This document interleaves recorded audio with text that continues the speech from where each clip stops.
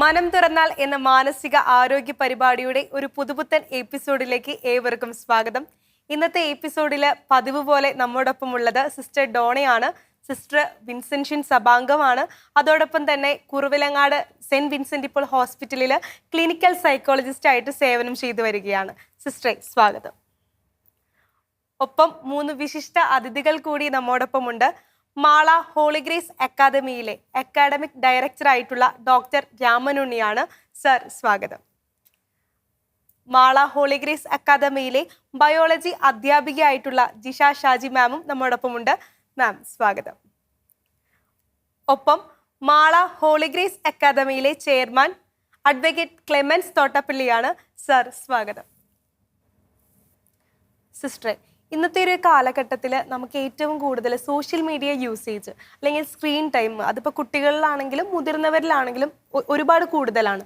അപ്പോൾ ഈ screen time അല്ലെങ്കിൽ സാമൂഹ്യ മാധ്യമങ്ങൾ ഇത്തരം ഉപയോഗിക്കുന്നത് ഒരു തരത്തിലൊരു മാനസിക അസ്വസ്ഥതകൾക്ക് കാരണമാണോ, അല്ലെങ്കിൽ ഒരു മാനസിക ആരോഗ്യത്തിന് അതൊരു പ്രശ്നമായിട്ട് മാറാറുണ്ടോ?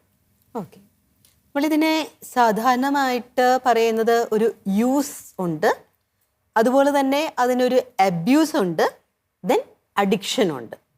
അപ്പോൾ യൂസ് എന്ന് പറയുന്നത് നമുക്ക് ആവശ്യത്തിന് നമ്മളൊരു കാര്യം ഉപയോഗിക്കുന്നു. അബ്യൂസ് എന്ന് പറയുന്നത് ആവശ്യമില്ലാത്ത സമയത്തും നമ്മളതിനെ ഉപയോഗിക്കുന്നു. അഡിക്ഷൻ എന്ന് പറയുമ്പോഴത്തേക്കും നമുക്ക് അത്യാവശ്യമല്ലാത്തൊരു കാര്യത്തിൽ നിന്ന് പിന്മാറാനായിട്ടുള്ളൊരു ബുദ്ധിമുട്ട്. ആ പിന്മാറാനുള്ള ബുദ്ധിമുട്ട് ആ വ്യക്തിയുടെ ദൈനംദിന ജീവിതത്തെ, അതായത് പേഴ്സണൽ ആയിട്ടുള്ള ഒരു ഇൻഡിവിജ്വൽ ആയിട്ടുള്ള ലൈഫിനെ ബാധിക്കുന്നുണ്ട്. അതുപോലെ തന്നെ ഒക്യുപ്പേഷൻ, ഇപ്പോൾ അയാളുടെ ഒരു ജോലി സംബന്ധമായ കാര്യങ്ങൾ അല്ലെങ്കിൽ പഠന സംബന്ധമായിട്ടുള്ള കാര്യങ്ങൾ ബാധിക്കപ്പെടുന്നുണ്ട്. പിന്നീട് സാമൂഹ്യമായിട്ടുള്ള അവസ്ഥയെ അത് ബാധിക്കുന്നുണ്ട്, സാമ്പത്തിക അവസ്ഥയെ ബാധിക്കുന്നുണ്ട്, ധാർമ്മിക ആത്മീയ അവസ്ഥകളെ ബാധിക്കുന്നുണ്ട്. അപ്പോൾ ഇതുപോലെ ഒരു വ്യക്തിയെ ചുറ്റിപ്പറ്റി നിൽക്കുന്ന എല്ലാ മേഖലകളെയും ദൂഷ്യകരമായിട്ട് ബാധിക്കുകയും അയാൾക്ക് മുന്നോട്ട് പോകാൻ സാധിക്കാത്തതുമായ ഒരു അവസ്ഥയാണ് നമ്മൾ അഡിക്ഷൻ എന്ന് പറയുന്നത്. ഇവിടെ നമ്മൾ ഈ ഒരു സോട്ട് കോൾഡ് ടെർമിനോളജി ഒത്തിരി നമ്മൾ കേൾക്കുന്ന ഒരു കാര്യമാണ്. അതായത് സ്ക്രീൻ അഡിക്ഷൻ, അല്ലെങ്കിൽ ഒരു ഗെയിം അഡിക്ഷൻ, അല്ലെങ്കിൽ ഗാംബ്ലിംഗ് എന്നൊക്കെ മുതലായ ചില ടേമുകൾ നമ്മൾ ഈ ഒരു കാലഘട്ടത്തിൽ കേൾക്കുന്നതാണ്. നമ്മൾ ഈ സ്ക്രീൻ അഡിക്ഷൻ എന്ന് പറയുമ്പോഴത്തേക്ക് അതിനെ ഒരു സോഷ്യൽ മീഡിയ എന്നുമായിട്ട് ബന്ധപ്പെടുത്തേണ്ട ഒരു കാര്യമില്ല. പക്ഷേ ഈ ഒരു സ്ക്രീനിൽ കാണുന്ന പരിപാടിയിലേക്ക്, അല്ലെങ്കിൽ ഒരു സ്ക്രീനിൽ കാണുന്ന കാര്യങ്ങളിലേക്ക് ഒരാൾ മുഴുവനായിട്ട് മുഴുകിപ്പോവുകയും അയാളുടെ ഉത്തരവാദിത്വങ്ങൾ നിർവഹിക്കാതിരിക്കുകയും ചെയ്യുന്നൊരു സംവിധാനത്തെയാണ് നമ്മൾ അങ്ങനെ പറയുന്നത്. അപ്പോൾ തീർച്ചയായിട്ടും ഒരാൾക്ക് അയാളുടെ പ്രായത്തിനും കാലഘട്ടത്തിനും വിദ്യാഭ്യാസത്തിനും ഉതകുന്ന രീതിയിലുള്ള ഉത്തരവാദിത്വം പൂർത്തീകരിക്കാൻ സാധിച്ചില്ല എന്നുണ്ടെങ്കിൽ അത് അയാളുടെ മാനസികമായിട്ടുള്ള ആരോഗ്യസ്ഥിതിയെ സാരമായിട്ട് ബാധിക്കുന്നുണ്ട്. ഈ സ്ക്രീൻ അഡിക്ഷൻ എന്ന് പറയുന്നത് നമ്മുടെ ആദ്യം ആൽക്കഹോൾ അഡിക്ഷൻ ആയിരുന്നു, അതിനൊരു ഡി അഡിക്ഷൻ തുടങ്ങിയിട്ടുണ്ടായിരുന്നു. പിന്നീട് വന്നത് ഡ്രഗ് അഡിക്ഷൻ ആയിരുന്നു, അതിനും ഡി അഡിക്ഷൻ തുടങ്ങിയിട്ടുണ്ട്. ഇപ്പോൾ സ്കൂളിൽ നമ്മൾ കണ്ടുകൊണ്ടിരിക്കുന്ന കാര്യം, ഈ സ്ക്രീൻ അഡിക്ഷന് ഡി അഡിക്ഷൻ ഉണ്ടോ, അതിന് പ്രൊസീജിയർ ഉണ്ടോ എന്ന് ചോദിച്ചു വരുന്ന പാരൻസിനെ നമ്മൾ കാണുന്നുണ്ട്.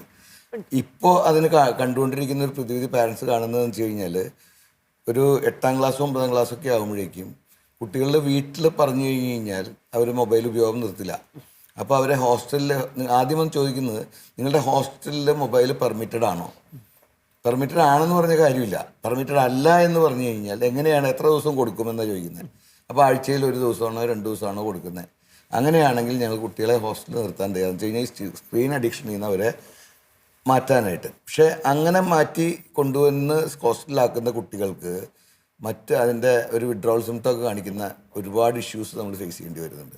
അതിനൊക്കെ നമുക്ക് സൈക്കോളജിക്കലായിട്ട് അല്ലെങ്കിൽ സൈക്കാട്രിക്കലായിട്ട് എത്രത്തോളം ഏത് രീതിയിൽ അതിന് ഒരു പ്രതിവിധി കണ്ടെത്താൻ കഴിയും എന്നുള്ളതിനെ പറ്റി ഒന്ന് പറഞ്ഞാൽ നന്നായിരുന്നു. സാർ വിവരിച്ചതുപോലെ തന്നെയാണ്. കാരണം ഈ ആൽക്കഹോളിൻ്റെയും മറ്റു സബ്സ്റ്റൻസിൻ്റെയും അഡിക്ഷൻ ഒരാളിൽ വരുത്തുന്ന മാനസികമായിട്ടുള്ള സമ്മർദ്ദം പോലെയും അസ്വസ്ഥത പോലെയും തന്നെയാണ് ഈ സ്ക്രീൻ അല്ലെങ്കിൽ ഗെയിം കൂടിയുള്ള അഡിക്ഷൻ ഒരാളിൽ വരുത്തുന്നത്. അപ്പോൾ ഇവിടെ നമ്മൾ മനസ്സിലാക്കേണ്ട ഒരു കാര്യം, ഈ കാലഘട്ടത്തിന് ഇപ്പോൾ നമ്മൾ പറയുന്ന ഒരു പോസ്റ്റ് കോവിഡ് എന്ന് പറയുന്നതിനേക്കാൾ ഒരു ആദ്യമായിട്ട് കോവിഡിനെ അതിജീവിച്ചൊരു കാലഘട്ടത്തിലാണ് നമ്മൾ ഓരോരുത്തരും ജീവിക്കുന്നത്. അപ്പോൾ ഇവിടെ ഒരു ഡിജിറ്റൽ സിറ്റിസൺഷിപ്പ് ഉണ്ട്. അപ്പോൾ ഉത്തരവാദിത്വപൂർണ്ണമായിട്ട് ഈ ഒരു ഡിജിറ്റൽ പ്ലാറ്റ്ഫോമിന് ഉപയോഗിക്കുവാനുള്ള ഒരു വേർതിരിവ് അല്ലെങ്കിൽ മനസ്സിലാക്കൽ നമ്മൾ ഓരോരുത്തരിലും നടന്നിരിക്കണം. പക്ഷേ ഈ കൊറോണ കാലം, അതായത് ഈ ഒരു പാൻഡമിക് പ്രത്യേകിച്ച് കുട്ടികളിൽ ഒത്തിരിയേറെ അസ്വസ്ഥതകൾ വരുത്തിയിട്ടുണ്ട്. അപ്പം അതിൻ്റെ പ്രധാനപ്പെട്ട ഒരു കാരണം, നമുക്കതിനെ അതൊരു കാരണമായി തീർന്നു എന്ന് പറഞ്ഞ് കുറ്റപ്പെടുത്താനാവില്ല എങ്കിൽ പോലും കുട്ടികളുടെ വിദ്യാഭ്യാസ സമ്പ്രദായം ഒരു ഡിജിറ്റൽ പ്ലാറ്റ്ഫോമിലേക്കായി. അവിടെ കുട്ടികൾക്ക് സ്ക്രീൻ കാര്യങ്ങൾ ഉപയോഗിക്കാതിരിക്കാൻ പറ്റാത്തൊരവസ്ഥയിലേക്കായി അതവർ തുടർന്നുകൊണ്ട് പോകുന്നു. പക്ഷേ അത് ഇപ്പോൾ പഠനത്തിന് മാത്രമല്ല, അല്ലെങ്കിൽ പഠനത്തിന് ഉപയോഗിക്കുന്നതിനേക്കാൾ കൂടുതലായിട്ട് ഒരു മറ്റു കാര്യങ്ങളിലേക്ക് ഉപയോഗിക്കുന്നു. അപ്പോൾ ഇവിടെ നമുക്ക് വേണ്ട രീതിയിലുള്ള ഒരു അവയർനെസ് പ്രോഗ്രാമാണ് ആദ്യത്തെ സ്റ്റെപ്പ് എന്ന് പറയും. ഒരു മാനസിക അല്ലെങ്കിൽ മനഃശാസ്ത്രപരമായ ആദ്യ സ്റ്റെപ്പ്, ഞാൻ എന്ത് ചെയ്യുന്നു എന്ന് ഒരാൾ അവനിൽ തന്നെ അനലൈസ് ചെയ്യുക എന്നുള്ളതിലാണ് തുടങ്ങുന്നത്. അതിലാണ് എനിക്ക് തോന്നുന്നത് നമ്മളിതുണ്ടാക്കുന്ന ദൂഷ്യഫലങ്ങളെക്കുറിച്ച് ആലോചിക്കുമ്പോൾ നമുക്ക് ആസക്തി ഇതും ചിലപ്പോഴെങ്കിലും പിന്മാറാൻ പറ്റും. കാരണം എൻ്റെ മദ്യപാനം കൊണ്ട് കുടുംബം ഇല്ലാതെയായി, കുടുംബാംഗങ്ങൾ സഫർ ചെയ്യുന്നു എന്ന് ഞാൻ തിരിച്ചറിയുമ്പോഴാണ് ഞാൻ അതൊന്ന് മാറാൻ തീരുമാനിക്കുന്നത്. അല്ലെങ്കിൽ ഇത് എനിക്ക് ആരോഗ്യപരമായ പ്രശ്നം ഉണ്ടാക്കുമെന്ന് അറിയുമ്പോഴാണ് ഞാൻ പിന്മാറുന്നത്. അപ്പോൾ ഇതിൻ്റെ ഒരു വശം കാണേണ്ടതുണ്ടെന്ന് തോന്നുന്നു. കാരണം ഇന്ന് സമൂഹത്തിൽ ഈ ഡിജിറ്റൽ അഡിക്ഷൻ്റെ ഒപ്പം തന്നെ, സ്ക്രീൻ അഡിക്ഷൻ്റെ ഒപ്പം തന്നെ പറയുന്ന ഒരു വാക്കാണ് ഡിജിറ്റൽ ഡിവൈഡ് എന്ന് പറയുന്നത്. ഡിജിറ്റൽ സാങ്കേതികവിദ്യ ഉപയോഗിക്കുന്നവരും ഉപയോഗിക്കാത്തവരും തമ്മിലുള്ള ഗ്യാപ്പിനാണ് ഡിജിറ്റൽ ഡിവൈഡ് എന്ന് പറയുന്നത്. കേരളീയ സമൂഹത്തിൽ വരെ ഡിജിറ്റൽ ഡിവൈഡ് 30-32% ഉണ്ടെന്നാണ് പറയുന്നത്. എന്ന് വെച്ചാൽ ഈ സമൂഹത്തിലെ 32% ആൾക്കാർക്ക് ഇത്തരം സംവിധാനങ്ങൾ ഉപയോഗിക്കാനുള്ള ശേഷിയില്ല. പ്രോബബ്ലി അത് ആരായിരിക്കാം? സ്ത്രീകളായിരിക്കാം, പ്രായമായ ആൾക്കാരായിരിക്കാം. അപ്പോൾ ഈ കുട്ടികൾ പൂർണ്ണമായും സ്ക്രീനിലിരിക്കുമ്പോൾ മറ്റവരുമായിട്ടുള്ള ബന്ധം കട്ട് ഓഫ് ചെയ്തു. ഇവർ രണ്ട് ലോകത്താണ്. ഇതാണ് ഒരു ഇഷ്യൂ. ഇവരിൽ നിന്ന് എടുത്തു കളയുന്ന എന്താണ്? ഇവരുടെ വായിക്കാനും അറിയാനുമുള്ള ഇവരുടെ ഒരു ത്വര പൂർണ്ണമായും ഇതിലേക്കും പോകും. അതോടുകൂടി അവർ മറ്റൊരാളുടെ അനുഭവമാണ് എഴുത്തായിട്ട് വരുന്നത്. അത് ഉൾക്കൊള്ളാനുള്ള അവസരം അവർക്ക് ഇല്ലാതെയായി പോകുന്നു. 3, ഇതിലേക്ക് നോക്കിയിരിക്കുമ്പോൾ ഉണ്ടാകുന്ന കണ്ണിന് പോലുള്ള പ്രശ്നങ്ങൾ. സോ ഈ 3 പ്രശ്നങ്ങൾ കണ്ടെത്താൻ, അത് മനസ്സിലാക്കാൻ കഴിഞ്ഞാൽ കുട്ടികൾക്ക് തിരുത്താൻ പറ്റേണ്ടതാണ്. അത് മാതൃക കാണിക്കേണ്ടത് സീനിയേഴ്സാണ്. സീനിയേഴ്സ് കാണിക്കുമ്പോഴാണ് ബാക്കി ആൾക്കാർ അത് ഫോളോ ചെയ്യാന്നാണ്. ഇപ്പോൾ നമ്മളിപ്പോൾ സംസാരിച്ചപ്പോൾ കുട്ടികളുടെ കാര്യം പറഞ്ഞു. പക്ഷെ ഞാൻ ഓർക്കുവാണ്, നമ്മുടെ ഡിപ്പാർട്ട്മെന്റിലേക്ക് ഒരു സഹായം, അതായത് നമ്മുടെ ഒരു ചികിത്സാ സഹായം തേടി അല്ലെങ്കിൽ കൗൺസിലിംഗ് പോലെയുള്ള കാര്യങ്ങൾ തേടി വന്നിരിക്കുന്നതിൽ കുട്ടികളുടെ അത്രയും തന്നെ മുതിർന്നവരുടെ കാര്യങ്ങളുമുണ്ട്. അപ്പോൾ ഇവിടെ സാറ് പറഞ്ഞതിനെ നമ്മൾ അത് കാര്യമായിട്ട് തന്നെ എടുക്കേണ്ട ഒരു ഡിജിറ്റൽ ലിറ്ററസി, അതിൻ്റെ ഒരു അഭാവം നമ്മുടെ ഈ ഒരു സോഷ്യൽ അല്ലെങ്കിൽ സാമൂഹ്യ വ്യവസ്ഥിതിയിൽ ഉണ്ട്.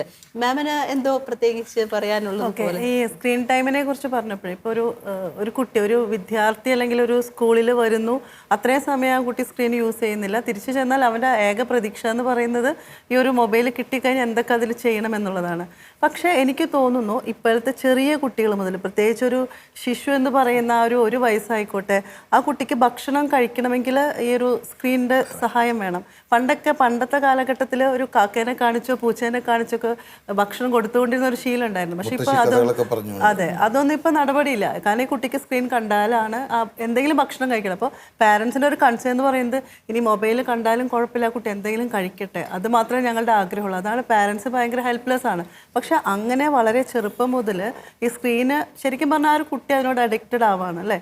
അപ്പൊ ആ കുട്ടി പിന്നെ എങ്ങനെയാണ് ഇതിൽ നിന്ന് ഒരു മോചനം കിട്ടുക? ആ കുട്ടിയുടെ ഈ അഡിക്ഷൻ കൊണ്ടുവരുന്നത് അമ്മമാർ തന്നെയാണ്. അതായത് ജനിച്ചു വീഴുന്ന കുട്ടി കരഞ്ഞ് ഒച്ച ഒഴിക്കുമ്പോൾ ആ അമ്മയുടെ ഡിസ്റ്റർബൻസ് ഒഴിവാക്കാൻ വേണ്ടി കുട്ടിക്ക് ആദ്യം എടുത്ത് കൊടുക്കുന്നത് മൊബൈൽ ഫോണാണ്. മൊബൈലിൽ ഒരു കാർട്ടൂൺ പിക്ചറോ എന്തെങ്കിലും ഒരു സാധനം ഇട്ട് കൊടുത്ത് അത് കാണാൻ, ഇത് കണ്ട് ശീലിക്കുന്ന കുട്ടി അതിലേക്ക് അഡിക്റ്റഡ് ആവുന്നു. എന്നിട്ട് ഒരു ഘട്ടം കഴിയുമ്പോൾ ഈ കുട്ടി 1 വയസ്സ് മുതൽ ഇപ്പം 1 വയസ്സോ അതിൽ താഴെയുള്ള കുട്ടികളോ മൊബൈൽ യൂസ് ചെയ്യുന്നുണ്ട്, കണ്ടു കിടക്കുന്നുണ്ട്. ആ കുട്ടി 3 വയസ്സ് 4 വയസ്സെത്തുമ്പോഴേ പഠനത്തിന് സ്കൂളിലേക്ക് വരുന്നുള്ളൂ. അപ്പോഴാണ് ഇതിനെപ്പറ്റി, അഡിക്ഷനെ പറ്റി പറയുന്നത്. അതുപോലെ തന്നെ നേരത്തെ സിസ്റ്റർ പറഞ്ഞ പോലെ തന്നെ ഈ മൊബൈൽ അഡിക്ഷൻ്റെ അല്ലെങ്കിൽ സ്ക്രീൻ അഡിക്ഷൻ്റെ വേറൊരു പരിണത ഫലമാണ് ഇന്നത്തെ യുവതലമുറ, അതായത് ടീനേജേഴ്സ് ഇതിനകത്ത് ഈ ഇത് നോക്കിയിരുന്ന് കഴിഞ്ഞിട്ട് ഒബിസിറ്റി ഭയങ്കരമായിട്ട് വർദ്ധിക്കുന്നുണ്ട്. അതായത് ഭക്ഷണം കഴിക്കുക, സ്ക്രീൻ നോക്കുക, അല്ലാതെ ശരീരം അനങ്ങില്ല ഒരു തരി. അതുമായി ബന്ധപ്പെട്ട് പിന്നെ സോഷ്യൽ കമ്മ്യൂണിക്കേഷൻ, അതായത് റിലേഷനായിട്ട് പിയർ ഗ്രൂപ്പായിട്ടുള്ള കമ്മ്യൂണിക്കേഷൻ കട്ടായിട്ടുണ്ട്. ഈ നേരത്തെ സാറ് പറഞ്ഞ ഡിവൈഡ്, സോഷ്യൽ ഡിവൈഡും കൂടിയും കണക്കാക്കുന്നുണ്ട്. ഡിജിറ്റൽ ഡിവൈഡിൻ്റെ പോലെ തന്നെ ഒരു സോഷ്യൽ ഡിവൈഡ് ഉണ്ടാക്കുന്നുണ്ട്. അതുപോലെ തന്നെ പണ്ട് കാലത്ത് നമുക്ക് നോക്കിയറിയാം, നമ്മളൊരു വീട്ടിലേക്ക് ഒരു ആൾ കയറി വന്നു കഴിഞ്ഞാൽ ആ വരുന്ന ആളെ ബഹുമാനിക്കും, അവരോട് സംസാരിക്കും, ഇൻട്രാക്ട് ചെയ്യും. ഇന്ന് കുടുംബനാഥനായിക്കോട്ടെ, കുടുംബനാഥയായിക്കോട്ടെ, കുട്ടികളായിക്കോട്ടെ, എല്ലാവരും ഈ തോണ്ടി ഇരിക്കുന്നതല്ലാതെ ഈ വരുന്ന ആൾ അതിൽ വന്നോ പോയോ എന്ത് സംഭവിച്ചോ എന്നുള്ളത് ചിന്തിക്കാതെ, ഇതൊക്കെ ഒരു എന്താ പറയുക. പിന്നെ ഇതിന് പുറത്ത് തന്നെ ഈ ഇതിൽ നിന്ന് കിട്ടുന്ന കുറേ കാര്യങ്ങളാണ് കുറേ ഈ യഥാർത്ഥമല്ലാത്ത അറിവുകൾ നേടുന്നു. വാട്സാപ്പ് യൂണിവേഴ്സിറ്റി എന്നുള്ള പേര് തന്നെ ഇപ്പോൾ വീണ് കഴിഞ്ഞിട്ടുണ്ട്. അതായത് എന്തെങ്കിലും കിട്ടാനായിട്ടുണ്ടെങ്കിൽ വാട്സാപ്പിലെ വിവരങ്ങൾ അത് ആധികാരികമാണെന്ന് ചിന്തിക്കുന്നു. തീർത്തും അടിസ്ഥാനരഹിതമായ ഒരുപാട് കാര്യങ്ങൾ ഇതിനകത്ത് സത്യമെന്ന് ഉള്ള രൂപത്തിൽ അവതരിപ്പിക്കപ്പെടുന്നുണ്ട്. ഇതിൽ നിന്ന് ഡെല്യൂഷൻ ഡിസോർഡർ പോലെയുള്ള പല ഡിസോർഡറുകളും, സാധാരണ സൈക്കോസൊമാറ്റിക് ഡിസോർഡേഴ്സുമായിട്ടൊക്കെ വരുമ്പോഴത്തേക്കും ഞാൻ സാധാരണ പറയാറുണ്ട്, കാരണം അവർ വരുമ്പോഴത്തേക്ക് തന്നെ അവർ പറയുന്നത് സിസ്റ്റർ എനിക്ക് സൈക്കോസൊമാറ്റിക് ആണ്. ഞാൻ ചോദിച്ചു ഈ വേർഡ് എവിടെ നിന്ന് കിട്ടി? കാരണം സൈക്കോസൊമാറ്റിക് എന്നൊക്കെ പറയുന്നത് നമ്മൾ നമ്മൾ അബ്നോർമൽ സൈക്കോളജിയിൽ പഠിക്കുന്ന ഒരു ടേമാണ്. നമ്മൾ അല്ലാതെ ഒത്തിരി ഒരു സൊസൈറ്റൽ നെയിമായിട്ടൊന്നും നമ്മൾ ഉപയോഗിക്കുന്നില്ല. അപ്പോൾ ചോദിക്കുമ്പോഴത്തേക്ക് പറയുന്നത് സിസ്റ്റർ ഗൂഗിളിൽ സെർച്ച് ചെയ്തു. ഓക്കെ, ഗൂഗിളിൽ എങ്ങനെയാണ് നിങ്ങൾ സെർച്ച് ചെയ്തത്? അത് സിസ്റ്റർ എനിക്ക് ഭയങ്കരമായിട്ടുള്ള ശരീരവേദന വന്നു, പിന്നെ ആകെ അസ്വസ്ഥത വന്നു. ഞാൻ ചെന്ന് ഡോക്ടറിനെ കാണിച്ചു കഴിഞ്ഞപ്പോഴത്തേക്കും ഡോക്ടർ പറഞ്ഞു വൈറ്റൽ സയൻസ് ഒന്നും ഒരു പ്രശ്നവും ഇല്ല, നിങ്ങൾക്ക് വേറൊരു പ്രശ്നവും ഇല്ലെന്ന്. അപ്പം ഞാൻ ഗൂഗിളിൽ സെർച്ച് ചെയ്തു ശാരീരികമായിട്ട് പ്രശ്നങ്ങളില്ലാതെ എങ്ങനെയാണ് ശാരീരിക അസ്വസ്ഥതകളുണ്ടെന്നും രോഗങ്ങളുണ്ടെന്നും നമുക്ക് തോന്നുന്നത്. അപ്പോൾ സൊമാറ്റൈസേഷൻ എന്നൊക്കെ കണ്ടു. പിന്നെ അവർ ചെയ്യുന്ന കാര്യം, അവിടെ എന്തൊക്കെ ഫീച്ചേഴ്സ് എഴുതിയിട്ടുണ്ടോ, എന്തൊക്കെ സിംറ്റംസ് എഴുതിയിട്ടുണ്ടോ അത് ഇവരിങ്ങ് കടമെടുക്കുവാണ്. ഓക്കെ, ഇത്ര നാളായി തലവേദന, ചിന്തിക്കും, പിന്നെ നോക്കും, ശരിയാണ്, അപ്പം ടിക്ക് കിട്ടും. അപ്പം ശരിക്കും പറഞ്ഞു കഴിഞ്ഞാൽ ഒരു മാനുവൽ ഫോം ചെയ്തത് പോലെ തന്നെ ഇവരെ ചെയ്തു കഴിഞ്ഞു. അപ്പോൾ ഇങ്ങനെയുള്ള രീതിയിലേക്ക് വരുമ്പോൾ ഞാൻ ആദ്യം പറയുന്ന ഒരു കാര്യമാണ്, നിങ്ങൾ ഇങ്ങനെ കിട്ടുന്ന ഒരു ജനറൽ പ്ലാറ്റ്ഫോമിൽ നിന്ന് കിട്ടുന്ന ഇൻഫോർമേഷൻസ് സീക്ക് ചെയ്യുന്നത് കട്ട് ചെയ്യുക. കാരണം അല്ലാതെ നമുക്ക് മുന്നോട്ട് പോകാനായിട്ട് പറ്റില്ല. കാരണം അവിടെയൊക്കെ ജെനുവിൻ ഉണ്ടോ എന്ന് ചോദിച്ചാൽ ജെനുവിനിറ്റി ഉണ്ടാകാം, പക്ഷേ അതിന് എത്രമാത്രം അയാളുടെ രോഗവുമായിട്ട് ബന്ധപ്പെടുത്തി അല്ലെങ്കിൽ നമുക്ക് ചിന്തിക്കാൻ പറ്റും എന്ന് പറയാൻ സാധിക്കും. ഇതാ ഗുഡ്നസ് ടി വി അഭിമാനത്തോടെ പ്രേക്ഷകർക്ക് മുമ്പിൽ സമർപ്പിക്കുന്നു goodness T V in OTT platform. ഇനി മുതൽ OTT പ്ലാറ്റ്ഫോമായ ആപ്പിൾ ടിവിയിൽ ഗുഡ്നസ് ടെലിവിഷൻ ലഭ്യമാകുന്നു.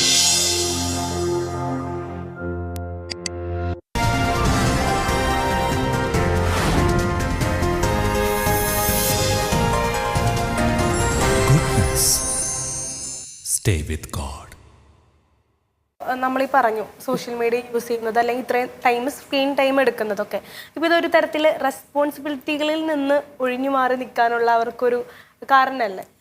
ഇതിനകത്ത് നമ്മളൊരു സൈക്കോളജിക്കലായിട്ട് പറയുവാണെങ്കിൽ ഇത് ഒരു അവരെ ഇതിലേക്ക് നയിക്കുന്ന ഒരു ഡ്രൈവ് ഉണ്ട്. നമ്മൾ പറയുന്ന മനുഷ്യരെല്ലാവരും തന്നെ പ്ലഷർ സീക്കേഴ്സാണ്.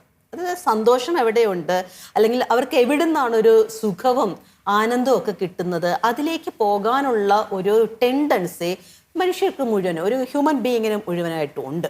അപ്പോൾ അവിടെ അങ്ങനെ സന്തോഷത്തിലേക്ക് പോകുമ്പോൾ നമുക്ക് പറഞ്ഞു തരുന്നത്, അതായത് നമ്മുടെ ഒരു വ്യക്തിത്വം അല്ലെങ്കിൽ നമ്മുടെ സമൂഹം ആർജിച്ചെടുത്ത് പറഞ്ഞു തരുന്ന ഒരു മൂല്യബോധം എന്ന് പറയുന്നത് നിന്റെ സന്തോഷം പോലെയും നിന്റെ ആനന്ദം പോലെയും പ്രധാനപ്പെട്ടതാണ് നിന്റെ കൂടെ ജീവിക്കുന്നവരുടെ സന്തോഷവും ആനന്ദവും.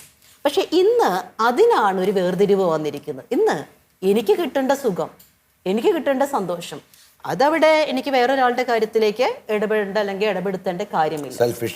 സെൽഫിഷ്നെസ് കൂടുന്നു. അപ്പോൾ ഈ സെൽഫിഷ്നെസ് കൂടുമ്പോഴത്തേക്ക് ഇപ്പോൾ സാറ് പറഞ്ഞു ജനിച്ചു വീഴുന്ന കുഞ്ഞിനും ഇതുപോലുള്ള സെൻസേഷൻ കാര്യങ്ങളാണ് കൊടുക്കുന്നത്. കാരണം നമുക്കറിയാം സെൻസറി ഓർഗൻസ് നമ്മുടെ വിഷ്വൽ അല്ലെങ്കിൽ ഓഡിറ്ററി, ടാക്ടൈൽ, ഓൾഫാക്ടറി ആയിട്ടൊക്കെയുള്ള നമ്മുടെ ആ ഒരു സെൻസറി ഓർഗൻസിന്റെ ത്രഷോൾഡുകളെ കുറയ്ക്കുന്ന രീതിയിലാണിപ്പോൾ. അതിലൊരു കാര്യം കൂടി ഉണ്ട് അതിനകത്ത്. ഇത് സ്വാഭാവികമായി വന്നു ചേർന്നതല്ല, ഇത് വളരെ ഓർഗനൈസ്ഡ് ആയിട്ട് നടത്തുന്നതാണ്. ഇപ്പം നമ്മൾ മൊബൈൽ ഉപയോഗിച്ചിരുന്ന ഒരു കാലഘട്ടത്തിൽ നിന്ന് പിന്നീട് നമുക്ക് വന്ന എന്താ, വേർഡ് പവർ ഇൻക്രീസ് ചെയ്യാൻ കഴിയാവുന്ന ഗെയിം ഉണ്ടെന്ന് വന്നു. അപ്പോൾ നമ്മൾ വേർഡ് ബിൽഡ് ചെയ്യുന്നതിന് വേണ്ടിയിട്ടാണ് ഉപയോഗിച്ചത്. പിന്നെ അതിനുശേഷമുള്ള ബിൽഡിംഗ് ബ്ലോക്സ് വന്നു. ഇപ്പം ഗെയിമിൻ്റെ അങ്ങേയറ്റമാണ്. അപ്പോൾ അതിൽ തന്നെ എന്തുണ്ടാവുന്നു, കുട്ടികൾ ഒരു ഗെയിം, അടുത്ത ഗെയിം, പിന്നത്തെ ഗെയിം. ദാറ്റ് മീൻസ് അവർ ശാരീരികമായി അല്ലെങ്കിൽ കൂട്ടുകാരുമായി ഒത്തുചേർന്ന് കളിക്കേണ്ടുന്ന കളിക്ക് പകരം അവരുടെ കണ്ണും വിരലും മൊബൈലും അല്ലെങ്കിൽ കമ്പ്യൂട്ടറും മാത്രമായി മാറുന്നു. ഇവിടെ ഉണ്ടാവുന്നൊരു പ്രശ്നം അയാളുടെ അതിൻ്റെ ഇടയിൽ എന്തുണ്ടാവുന്നുണ്ട്, ഓരോ 3 മിനിറ്റും അഡ്വർടൈസ്മെൻറ്റ് വരുന്നുണ്ട് പ്രോഡക്ട്സിനെ പ്രൊഡ്യൂസ്. അപ്പോൾ ഒരു മാർക്കറ്റിങ്ങിൻ്റെ ഭാഗമായി നിങ്ങളുടെ ബോധമണ്ഡലത്തെ കീഴ്പ്പെടുത്താൻ നടത്തുന്ന ഒരു കൃത്യമായ ഒരു ഇടപെടലാണ്. ആ ഇടപെടൽ നമ്മൾ തിരിച്ചറിഞ്ഞാലേ രക്ഷപ്പെടാൻ പറ്റുള്ളൂ. കാരണം ഒരു സൈക്കോളജിക്കൽ പ്ലഷർ, പ്രത്യേകിച്ച് ഇങ്ങനെ ഒരു കാര്യം കണ്ടിരിക്കുമ്പോൾ, കാരണം വിഷ്വൽസ് നമ്മൾ കാണുമ്പോൾ നമ്മൾ ഓർക്ക് കളർഫുള്ളാണ്. അതുപോലെ തന്നെ അതിൻ്റെ ലൈറ്റ് ഇഫക്റ്റ് നമ്മുടെ കണ്ണിനും അതുപോലെ കാതിനൊക്കെ ആനന്ദകരമായിട്ടുള്ളതാണ്. അപ്പോൾ അത് നമ്മുടെ കെമിക്കൽസിൽ ചില രീതിയിലുള്ള ഒരു പ്രൊവോക്കിംഗ് ഫാക്ടേഴ്സ് വരുന്നുണ്ട്. ഡോപ്പമൈൻസ് അല്ലെങ്കിൽ സെറട്ടോണിൻ്റെ ഒക്കെ സിക്രിയേഷൻസും കാര്യങ്ങളും കൂടുന്നുണ്ട്. അവിടെ ഒരു എന്തെന്നില്ലാത്തൊരു ആനന്ദം വരുന്നുണ്ട്. ഇതുകൊണ്ട് തന്നെ അവർക്ക് അതിൽ നിന്ന് വിട്ടു നിൽക്കാൻ സാധിക്കാത്തൊരവസ്ഥ. ഇപ്പം മാം പറഞ്ഞ പോലെ മൊബൈൽ കാണിച്ച് ഭക്ഷണം കൊടുക്കുമ്പോൾ കുഞ്ഞ് കഴിക്കുന്നു, പക്ഷെ ഒരു കാക്കയെ കാണിച്ച് കൊച്ചിനെ സംബന്ധിച്ചിടത്തോളം ഒരു കാക്കയുടെ ബാക്കി ഫീച്ചേഴ്സ് ഒന്നും, പക്ഷെ ആ കാക്കയെ ഒരു ഫ്രെയിമിൽ കാണിച്ചാലോ കുഞ്ഞ് കണ്ടിരിക്കും. പക്ഷെ ഒരു നാച്ചുറൽ ഒരു സെൻസറി കാര്യങ്ങളിലേക്ക് അല്ലെങ്കിൽ അതിൽ നിന്ന് ഒരു ഇൻപുട്ട് സ്വീകരിക്കാനായിട്ട് ഇന്ന് പറ്റാതെ വരുന്നു. കാരണം ഒരു ഡിജിറ്റൽ വേൾഡ് വന്നു, ഒരു സ്ക്രീൻ ടൈം വന്നു, വെർച്വൽ ഇഫക്റ്റ്. ചില പേരൻസ് ഇങ്ങനെ നമ്മുടെ അടുത്തൊരു പരാതി പോലെ പറയാറുണ്ട്, സ്കൂളിൽ നിന്ന് വീട്ടിലേക്ക് ചെന്നതിന് ശേഷം കുട്ടികൾ മൊബൈൽ യൂസ് ചെയ്യുന്നു. എന്താ സംഭവം എന്ന് വെച്ചാൽ അവരുടെ ക്ലാസ്സിലുള്ള ഫ്രണ്ട്സ് അല്ലെങ്കിൽ മറ്റു ക്ലാസ്സിലെ ഫ്രണ്ട്സായിട്ട് ഒരുമിച്ച് അവർ ഓൺലൈൻ ഗെയിമിലാണ്. ആ ട്യൂഷന് പോകുന്ന കുട്ടികളുണ്ട്, അവർ ചില ദിവസങ്ങളിൽ ട്യൂഷൻ കട്ട് ചെയ്യുന്നത് ഈ ഒരു ഗെയിമിൻ്റെ ഒരു കണ്ടിന്യൂവേഷൻ നഷ്ടപ്പെടാതിരിക്കാൻ വേണ്ടിയിട്ടാണ്. അങ്ങനെ ഒരുപാട് അങ്ങനത്തെ ഒരു കൺസേൺ ഇപ്പോൾ പാരൻസിൻ്റെ ഇടയിലുണ്ട്. എത്ര പറഞ്ഞാലും പാരൻസ് പറഞ്ഞാൽ കേൾക്കാത്തൊരവസ്ഥയാണ് കുട്ടികൾക്ക്. കാരണം ഇപ്പോൾ സിസ്റ്റർ നേരത്തെ പറഞ്ഞതുപോലെ അവർ കണ്ടെത്തുന്ന ഒരു സന്തോഷം അതിൻ്റെ അകത്തുണ്ട്, അത് പാരൻസിന് കൊടുക്കാൻ പറ്റുന്നില്ല എന്ന് അവർ പറയണം. ഞങ്ങൾക്ക് കുറച്ച് നേരം ഞങ്ങളൊന്ന് എൻജോയ് ചെയ്തിട്ട് സ്കൂളിൽ പോയിട്ട് പഠിക്കാനല്ല, ഇത്രയും മണിക്കൂറുകൾ ഞങ്ങൾ പഠിച്ചില്ല. ഒരു ഫിസിക്കൽ ആക്ടിവിറ്റി പ്രൊമോട്ട് ചെയ്യാൻ വേണ്ടിയിട്ട് ഞങ്ങൾ സ്കൂളിൽ ഒരു ട്രിക്ക് നമ്മൾ യൂസ് ചെയ്യുന്നത് എന്താണെന്ന് വെച്ച് കഴിഞ്ഞാൽ എല്ലാ ക്ലാസ്സിനും കമ്പൽസറിലി 1 hour പ്ലേ ടൈം ഉണ്ട്. ഈ പ്ലേ ടൈമിൽ ഒരു ക്ലാസ് റൂമിൽ നിന്ന് പുറത്ത് പോയിക്കൊള്ളണം. ഒരു ഗ്രൗണ്ടിൽ എന്തെങ്കിലും കുറേ ആക്ടിവിറ്റീസ് ഉണ്ട്, കോ കരിക്കുലർ ആക്ടിവിറ്റീസ് നമ്മൾ കുറേ എണ്ണം ഉണ്ട്. അതിൽ ഏതെങ്കിലും ഒന്ന് സെലക്ട് ചെയ്തോളണം, അത് ചെയ്തോളണം എന്നുള്ളൊരു റൂള് നമ്മൾ ഇട്ടിട്ടുണ്ട്. അപ്പോൾ അതിലേക്ക് അതൊരു ഗെയിംസുമായിട്ട് അല്ലെങ്കിൽ കുറച്ച് എല്ലാവർക്കും ഗെയിംസ് ഇല്ലെങ്കിൽ തന്നെ ആർട്ടിസ്റ്റിക് ആയിട്ടുള്ള ആക്ടിവിറ്റി ആയിട്ട് ഇവരെ ഒന്ന് ഫെമിലിയറൈസ് ചെയ്ത് കഴിഞ്ഞ് കഴിഞ്ഞാൽ ഇവർക്ക് അതിൻ്റെ പ്രാക്ടീസും അതുമായിട്ടുള്ള ന്യൂസും ഒക്കെ ആയിട്ട് പോകാനുള്ള ഒരു പ്രൊമോഷൻ ആക്ടിവിറ്റി ഞങ്ങൾ ഇതിനൊരു റെമഡിയൽ മെഷറായിട്ട് ഞങ്ങൾ തുടങ്ങിയിട്ടുള്ളതാണ്. തന്നെ നമ്മൾ കാണുന്നത് ഇപ്പം ചലഞ്ചസ് പോസ് ചെയ്യാൻ തുടങ്ങി. ഗെയിമിൽ കളിച്ച് ഇത്ര എത്തിയാൽ നിങ്ങൾക്ക് പോയിന്റ് കിട്ടി, നിങ്ങൾ സക്സസ്ഫുള്ളായി. ഇത് കഴിഞ്ഞ് ചില ടാസ്കുകൾ ഫുൾഫിൽ ചെയ്യുകയും ആ ടാസ്ക് ഫുൾഫിൽ ചെയ്യുന്നതിൻ്റെ ഭാഗമായി മരണത്തിലേക്ക് പോയ സിറ്റുവേഷൻസ് ഉണ്ട്. ചില ഗെയിംസ് കേരളത്തിലത് റിപ്പോർട്ട് ചെയ്തു എന്നുള്ളതാണ് നമ്മൾ അത്ഭുതപ്പെടുന്നത്. അമേരിക്കയിലൊന്നുമല്ല, കേരളത്തിൽ തൃശ്ശൂർ തന്നെ റിപ്പോർട്ട് ചെയ്യുന്ന അവസ്ഥ ഉണ്ടായിട്ടുണ്ട്. അതല്ല സർ, ഇപ്പം നമ്മളിപ്പോൾ ചിലതൊന്നും നമ്മൾ പറഞ്ഞില്ലേ, ഒരു കോൺഫിഡൻഷ്യാലിറ്റിയുടെ ഭാഗമായിട്ട് നമുക്ക് ഒത്തിരി ഒന്നും പറയാൻ സാധിക്കത്തില്ലെങ്കിൽ പോലും ഒരു ക്ലിനിക്കൽ സൈക്കോളജിസ്റ്റ് എന്നുള്ള ഒരു പ്രൊഫഷനിൽ ഇരിക്കുമ്പോഴത്തേക്ക് എനിക്ക് മനസ്സിലാക്കാനായിട്ട് സാധിക്കും, നമ്മുടെ ഈ പാൻഡമിക് കാലഘട്ടത്തിൽ നമ്മുടെ എത്രയോ കുഞ്ഞുങ്ങളാണ് പലതരത്തിലുള്ള ഹാംഫുള്ളായിട്ടുള്ള, അതായത് സൂയിസൈഡൽ അല്ലെങ്കിൽ പാരാസൂയിസൈഡൽ ആക്ടിവിറ്റികൾ ചെയ്ത് നമ്മുടെ ഇടയ്ക്ക് വന്നിരിക്കുന്നത്. ഒരു കാരണം മാത്രമേ ഉള്ളൂ, മൊബൈൽ ഫോൺ മേടിച്ചു വെച്ചു, അല്ലെങ്കിൽ TV കാണിച്ചില്ല, അല്ലെങ്കിൽ കമ്പ്യൂട്ടർ കാണിച്ചില്ല. അപ്പോൾ എത്രത്തോളം അവർക്ക് ഒരു അഭേദ്യമായ അദമ്യമായിട്ടുള്ളൊരു ആഗ്രഹം ഇത് ഉപയോഗിക്കാനുണ്ടായി എന്ന് നമ്മളൊന്ന് ആലോചിച്ച് നോക്കുക. ഇപ്പോൾ ഓൺലൈൻ ഗെയിംസിന്റെ കാര്യം പറഞ്ഞു. അപ്പോൾ ഈ ഒരു ഓൺലൈൻ ഗെയിംസ് കളിക്കുന്നവർക്ക് ഏതൊരു സ്റ്റേജാണ് അല്ലെങ്കിൽ എപ്പോഴാണ് അതൊരു അഡിക്ഷൻ ആയിട്ട് മാറുന്നത്? നമ്മൾ ഈ ഓൺലൈൻ ഗെയിം കാര്യങ്ങൾ എന്നൊക്കെ പറയുമ്പോഴത്തേക്ക് നമ്മൾ അഡിക്ഷന് 2-3 മാനദണ്ഡങ്ങളുണ്ട്. സാധാരണയായിട്ട് നമ്മളൊരു 6 മാനദണ്ഡങ്ങളാണ് പറയാറുള്ളത്. അയാൾ ഉപയോഗിക്കുന്ന ആ ഒരു ഉപകരണമോ അല്ലെങ്കിൽ അയാൾ കണ്ടുകൊണ്ടിരിക്കുന്ന ആ ഒരു പരിപാടിയോ അയാളുടെ ഉത്തരവാദിത്വത്തിൽ നിന്ന് അയാളെ മാറ്റി നിർത്തുന്നുണ്ടോ? ഇപ്പോൾ ഒരു കുട്ടിയാണെങ്കിൽ കുട്ടി പഠിക്കാനിരിക്കുന്നില്ല, പഠിക്കാൻ പറ്റുന്നില്ല, ഇത് മാത്രമാണ് ഉപയോഗിക്കുന്നത്. ഇനി ഉപയോഗിക്കുന്ന ക്വാളിറ്റി ടൈം, അതിന് ഇൻ്റർവെൽ, അത് എങ്ങനെയാണ്? അത് അവർ ആ ഒരു സമയം ദീർഘമായിട്ടത് ഉപയോഗിച്ചുകൊണ്ടിരിക്കുന്നു. ആ ദീർഘതയിൽ നിന്ന് അവർക്ക് ബാക്കി കാര്യങ്ങളിലേക്ക് മനസ്സ് വേർതിരിക്കാനായിട്ട് സാധിക്കുന്നില്ല. മറ്റു കാര്യങ്ങളിൽ നിന്ന്, പ്രത്യേകിച്ച് ഭക്ഷണം, ഉറക്കം, ഹൈജീനിക് ആയിട്ടുള്ള കാര്യങ്ങൾ, ഫിസിക്കൽ ആക്ടിവിറ്റി, ഇതൊന്നും ഇല്ലാതെ തന്നെയാണോ ഇരുന്ന് ഇത് ചെയ്യുന്നത്?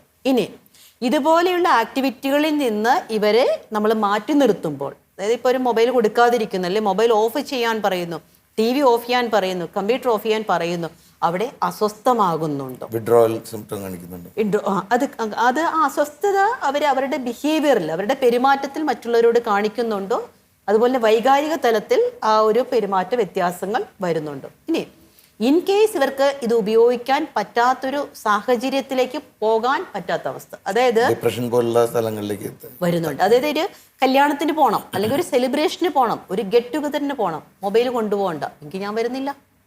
ഓക്കെ, അപ്പോൾ ഇതല്ലാതെ മറ്റു സന്തോഷങ്ങൾ അനുഭവിക്കാൻ സാധിക്കാത്ത ഒരു അവസ്ഥ. അതിലൊരു പോയിന്റും കൂടി ഉള്ള എന്താണെന്ന് വെച്ചാൽ, ഈ നൂറ്റാണ്ടിൻ്റെ അല്ലെങ്കിൽ ഈ അടുത്ത കാലത്തിൻ്റെ ഏറ്റവും വലിയ ചലഞ്ച് എന്ന് പറയുന്നത് നിർമ്മിത ബുദ്ധിയാണ്. ഈ ആർട്ടിഫിഷ്യൽ ഇൻ്റലിജൻസ് ഇതിനകത്ത് ഇൻകോർപ്പറേറ്റ് ചെയ്തിട്ടുണ്ട്. അപ്പോൾ നിങ്ങൾ ഇന്ന് ഒരു സാധനം കണ്ടാൽ നാളെ അതുമായി ബന്ധപ്പെട്ട സാധനങ്ങളാണ് നിരന്തരം വന്നുകൊണ്ടിരിക്കുക. അപ്പം നിങ്ങൾ ഒരിക്കലും അതിനോട് അഡിക്റ്റഡ് ആയാലും ഇല്ലെങ്കിലും ഈ സാധനങ്ങൾ ആർട്ടിഫിഷ്യൽ ഇൻ്റലിജൻസ് വഴി അത് നിരന്തരം വരികയാണ്. ഇപ്പോൾ ഒരാളുടെ പ്രസംഗം, അല്ലെങ്കിൽ പോൺ ഫിലിംസ്, അതും അല്ലെങ്കിൽ ചില സിനിമകൾ, ഇത് ഏതാണ് കാണുന്നതെന്ന് വെച്ചാൽ ഒരിക്കൽ നിങ്ങൾ കണ്ടാൽ മതി, പിന്നീട് അവൻ വന്ന് വീഴും. അപ്പം നമ്മളതിനകത്ത് പോലും വേണ്ട, സെർച്ച് ചെയ്താൽ മതി. അപ്പോൾ അത് വളരെ വലിയൊരു അപകടമാണ്. കാരണം ആർട്ടിഫിഷ്യൽ ഇൻ്റലിജൻസിൻ്റെ ഒരു യുഗത്തിൽ നിങ്ങളുടെ താല്പര്യങ്ങൾ എന്ത് എന്ന് മനസ്സിലാക്കിയിട്ട് ആ താല്പര്യങ്ങൾ നിങ്ങളെ അടിച്ചേൽപ്പിക്കുന്ന രീതിയിൽ സാങ്കേതിക വിദ്യ മാറിയിട്ടുണ്ട്. അപ്പോൾ അഡിക്ഷൻ റീഇൻഫോഴ്സ് ചെയ്യപ്പെടുന്ന ഒരു പശ്ചാത്തലം ഇപ്പോൾ ക്രിയേറ്റ് ചെയ്തിട്ടുണ്ട് എന്നുള്ളത് നമ്മൾ അതിന് ഈ ആൽക്കോളിക് ഡി അഡിക്ഷൻ ഉണ്ട്, അല്ലെങ്കിൽ ഡ്രഗ്സിന് ഡി അഡിക്ഷൻ ഉണ്ട്. ഇതിന് ഡി അഡിക്ഷൻ പോസിബിൾ ആണോ? To what extent? യെസ്, ഇതിന് പോസിബിൾ തന്നെയാണ്. കാരണം എന്ന് വെച്ച് കഴിഞ്ഞാൽ നമുക്ക് പലയിടത്തും, പല ക്ലിനിക്കൽ സൈക്കോളജി ഡിപ്പാർട്ട്മെൻറ്റുകളിലും അല്ലെങ്കിൽ ഒരു സൈക്കാട്രി ഹോസ്പിറ്റലുകളിൽ അതുമായിട്ട് ബന്ധപ്പെട്ട കാര്യങ്ങളിലെല്ലാം നമുക്ക് ഇതേപോലത്തുള്ള ഡി അഡിക്ഷൻ സെൻ്ററുകളുണ്ട്. പിന്നെ ഇവിടെ നമ്മൾ മനസ്സിലാക്കേണ്ട ഒരു കാര്യം, ഇയാൾക്ക് എത്രത്തോളം ഇതിൽ നിന്ന് മാറി നിൽക്കാൻ സാധിക്കും, ആ സാധ്യതയിൽ എത്രത്തോളം ഇയാളെ മറ്റു കാര്യങ്ങളിലേക്ക് കോപ്പപ്പ് ചെയ്യിപ്പിക്കാൻ ആ കുടുംബത്തിനും സമൂഹത്തിനും സാധിക്കും എന്നുള്ളത് ഒരു പ്രധാനപ്പെട്ട കാര്യമാണ്. ഇപ്പം നമ്മളിപ്പോൾ ചർച്ച ചെയ്ത് വരുന്ന വിഷയം, ഇങ്ങനെയുള്ള ഇപ്പോൾ സ്ക്രീനോ അല്ലെങ്കിൽ മൊബൈലോ അല്ലെങ്കിൽ ഗെയിമുകളോ കാര്യങ്ങളോ എല്ലാം നമുക്ക് ഇല്ലാതാകുന്ന ഒരു യുഗത്തിലേക്ക് തന്നെ പെട്ടെന്ന് പോകാനായിട്ട് സാധിക്കില്ല. പക്ഷേ നമുക്ക് ഇതിനെ ഒരു ഉത്തരവാദിത്വപൂർണ്ണമായിട്ട് ഉപയോഗിക്കാനായിട്ട് നമ്മൾ സാധാരണയായിട്ട് പറയുന്നത് മാതാപിതാക്കൾ ഇതിൻ്റെ അകത്ത് പ്രത്യേകം ശ്രദ്ധിക്കണം. അതായത് എപ്പോഴാണ് ഒരു കുഞ്ഞിന് തീർത്തും മൊബൈൽ കൊടുക്കരുത്, അല്ലെങ്കിൽ ഒരു ഡിജിറ്റൽ പ്ലാറ്റ്ഫോമിലേക്ക് അവനെ കൊണ്ടുവരരുതെന്നൊന്നും നമുക്ക് പറയാൻ പറ്റില്ല. കാരണം അവനും പഠിക്കേണ്ട ഒരു സംഗതി തന്നെയാണ്. ഇന്നത്തെ കാലഘട്ടത്തിൽ ജീവിക്കാനായിട്ട് ഇത് ആവശ്യമാണ്.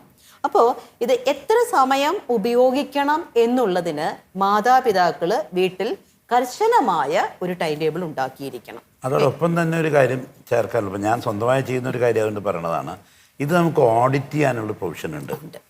നമ്മുടെ സിസ്റ്റത്തിൽ നമുക്ക് നോട്ടിഫിക്കേഷൻ വരും, നിങ്ങൾ എത്ര സമയം ഈ ആഴ്ച മൊബൈൽ ഉപയോഗിച്ചിട്ടുണ്ട്, ഏത് ആപ്പ് ഉപയോഗിച്ചു, അത് ഏത് ആപ്പ് ഉപയോഗിച്ചിട്ടുണ്ട്, വാട്സപ്പിലാണോ വേറെ എന്തിനാണോ എന്ന് കൃത്യമായിട്ട് വരും. ഇത് നമ്മൾ സ്വയം നോക്കുകയും നമ്മുടെ കുട്ടികളോ അല്ലെങ്കിൽ അതുപോലെയുള്ള ആൾക്കാരെ ശ്രദ്ധിക്കുകയും ചെയ്താൽ നമുക്ക് അവരോട് പറയാൻ പറ്റും, നോക്കൂ നീ പറയണത് എല്ലാ കാര്യം ഇതൊക്കെ കണ്ടോ. ഇത് നമ്മൾ ഇതിന് വേണ്ടിയിട്ട് ഉപയോഗിക്കുന്ന ഒരു മാനദണ്ഡം തന്നെയാണ്. കാരണം നമ്മളൊരു ഇവർക്കൊരു ആക്ടിവിറ്റി സ്കെഡ്യൂളിംഗ് കൊടുക്കുകയാണ്. ഓക്കെ, അവരുടെ മറ്റു കാര്യങ്ങളിലേക്ക് ഇൻവോൾവ് ചെയ്യുന്നു. അപ്പോൾ നമ്മളവിടെ ചെയ്യാനായിട്ട് ഉദ്ദേശിക്കുന്ന ഒരു കാര്യം, ഇതിൽ നിന്ന് മാത്രം കിട്ടിയിരുന്ന പ്ലഷറിനെ നമ്മൾ ഡൈവേർട്ട് ചെയ്തുകൊണ്ട് അവർക്ക് മറ്റു ആക്ടിവിറ്റികളിലേക്ക് നമ്മൾ കൊണ്ടുപോയി എത്തിക്കുന്ന ഒരു കാര്യമാണ്. അതോടൊപ്പം തന്നെ ഈ ഡിവൈസുകൾ അല്ലെങ്കിൽ ഇതിൻ്റെ ഉപയോഗത്തിൻ്റെ ടൈമും അവൈലബിലിറ്റിയും റെസ്ട്രിക്റ്റ് ചെയ്യുന്നു. പലപ്പോഴും അതാണ് പറ്റുന്നത്. ഇപ്പോൾ നമ്മൾ കാര്യങ്ങളെല്ലാം ഉപയോഗിക്കാൻ കൊടുത്തിട്ട് ഉപയോഗിക്കരുത് എന്ന് പറഞ്ഞാൽ കുട്ടികൾക്കറിയില്ല, കുട്ടികൾ തന്നെയല്ല മുതിർന്നവരും. ഓക്കെ, നമ്മളിപ്പോൾ ഈ സ്ക്രീൻ അഡിക്ഷൻ അല്ലെങ്കിൽ ഗെയിം അഡിക്ഷൻ എന്നൊക്കെ പറയുമ്പോൾ അതിൻ്റെ ഒരു ഡി അഡിക്ഷൻ സാറ് ചോദിച്ചു, സാധ്യതയെക്കുറിച്ച് ചോദിച്ചു, സാധ്യതയുണ്ടെന്ന് പറഞ്ഞു. അപ്പോൾ ഈ സാധ്യതയിൽ നമ്മൾ ഉപയോഗപ്പെടുത്തേണ്ട ഒരു മാനദണ്ഡം എന്ന് പറയുന്നത് ഒരു കുടുംബം, അതായത് അവർ ആയിരിക്കുന്ന ഫാമിലി ഒന്നിച്ച് നിൽക്കുന്ന, അല്ലെങ്കിൽ ഒരു വിദ്യാഭ്യാസ മേഖല അവർ പഠിക്കുന്ന, അവർ ഒന്നിച്ച് നിൽക്കുന്ന ഒരു സംവിധാനം ഉണ്ടാക്കുക.